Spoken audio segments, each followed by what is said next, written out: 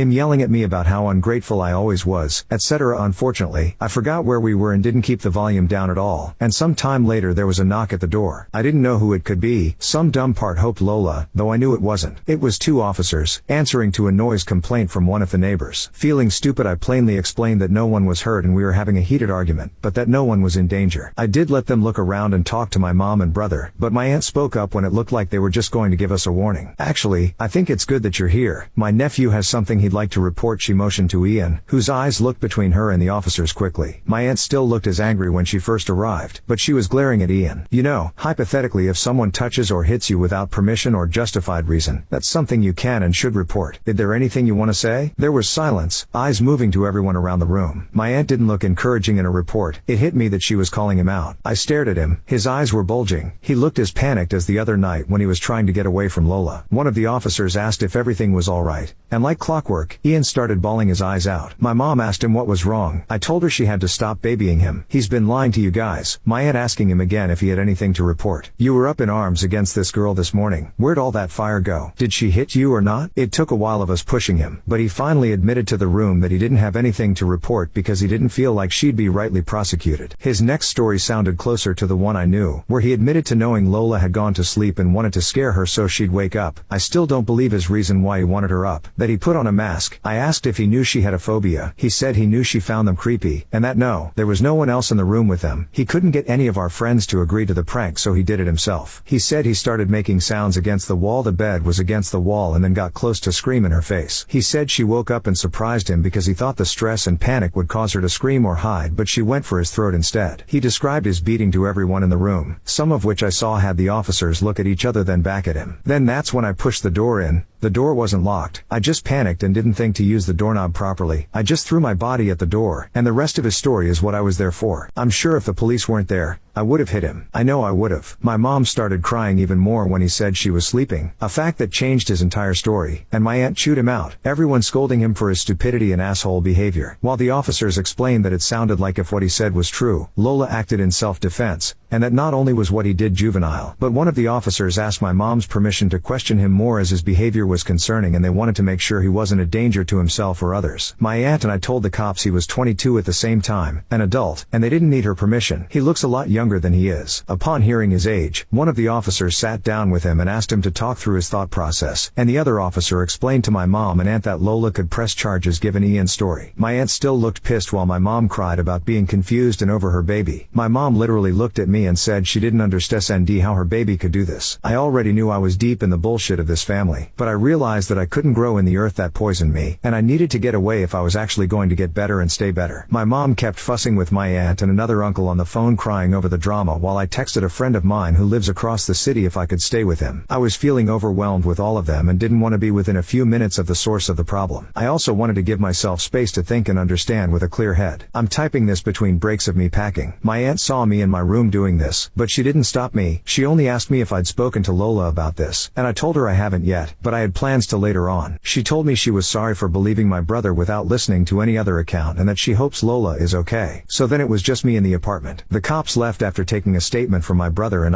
my mom left with my brother, still crying, my brother calling me an asshole, the world's worst brother, and my aunt gave me a hug, apologizing again for how she and her sister acted, and told me that I don't owe her anything, but that she'd like to know that Lola's okay. With everyone gone, I went to my friend's house and I'll be there until further notice. He couldn't make it to the party but he heard about it from multiple people. As far as Lola, yes, I did meet with her yesterday. As excited as I was to see her, I know that most of you were telling me she was going to break up with me, so I've been preparing for that. Whether I ended up single or not, I wanted to make sure she was okay above all. I know I don't deserve her as a girlfriend, and I'd much rather she not be with me if it meant she was safe. She brought a friend with her and we all sat and talked. I showed them both the Reddit post and Lola has asked that I not share any more information about her until she feels ready herself. She's on Reddit for gaming and general scrolling fairly often and let me know that if she came across this story without me having told her, she would have been pissed. She did however read a lot of the commenters worried about her and wanted me to express to you all that, while upset, hurt, and with mixed up emotions, she is overall okay. She doesn't like that I posted about her without at least giving her a heads up, but after I offered to take the post down, she only asked that I give her time and to leave her